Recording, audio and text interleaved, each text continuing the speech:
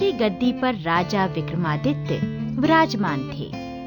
उनकी वीरता, न्यायप्रियता और काव्य प्रेम की कहानियां बड़े चाव से आज भी पढ़ी जाती हैं। संस्कृत के महान कवि कालिदास इन्हीं के राज्यकाल में हुए और हाँ, वे दोनों मित्र भी थे। भीषण गर्मी पड़ रही थी। राजा और कवि दोनों राजसभा में बैठे बातचीत कर रहे थे। अन्य सभासद अपने अपने घर जा चुके थे। राजा विक्रमादित्य और कालिदास गर्मी से परेशान थे। बार बार पानी पी रहे थे।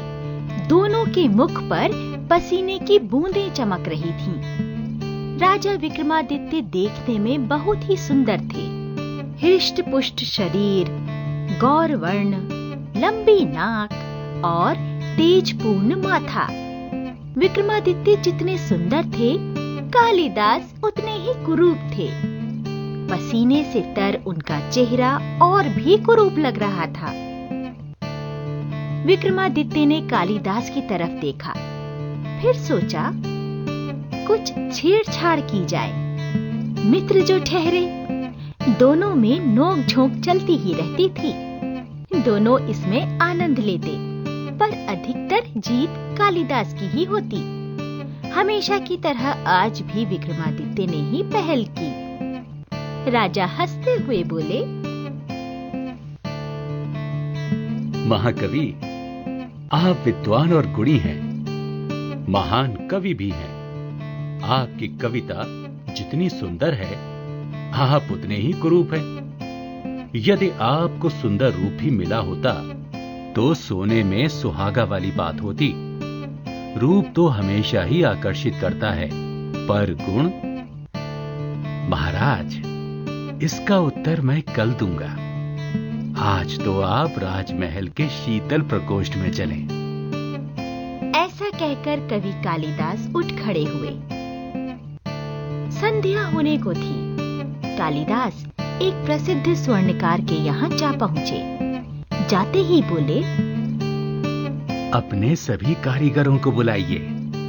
रातों रात शुद्ध सोने की एक अति सुंदर सुराही तैयार करवाइए।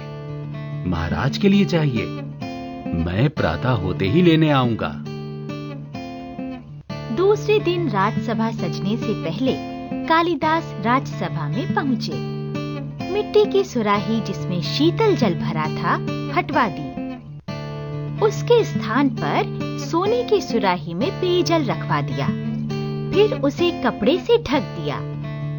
निश्चित समय पर राजा धीराज पधारे। गर्मी का कोई अंत न था। उनके मुख पर पसीने की बूंदें मोतियों की तरह चमक रही थीं। आते ही पानी मांगा। सेवक ने सोने की सुराही से पानी लेकर महाराज को दिया। पीते ही उनके मुख पर क्रोध झलकने लगा।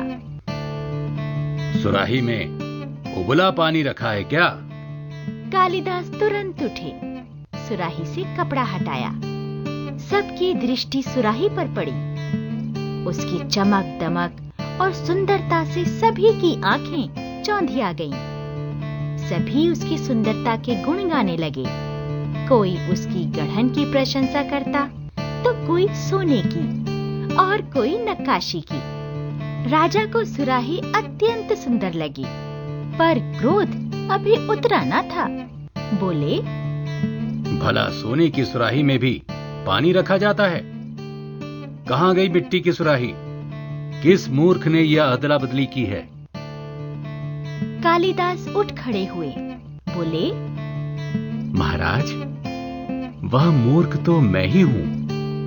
आप तो सुंदरता के पुजारी हैं। मिट्टी की उस बदसूरत सुराही का भला यहां क्या काम? महाराज हक्के बक्के देखते ही रह गए। वे महाकवि का व्यंग समझ गए थे। बोले, तुम जीते और मैं हारा। सभी सभासद दोनों का मुंह देख रहे थे, पर वास्तव में बात क्या थी कोई न जान सका। राजा और कवि दोनों मुस्कुरा रहे थे। सच में बच्चों, गुण और सुंदरता में ज्यादा महत्व गुणों का ही है। कोई भी व्यक्ति या वस्तु चाहे कितनी भी सुंदर हो, यदि उसमें कोई गुण नहीं है तो व्यर्थ है। इंसान की सच्ची पहचान उसके गुणों से ही होती है।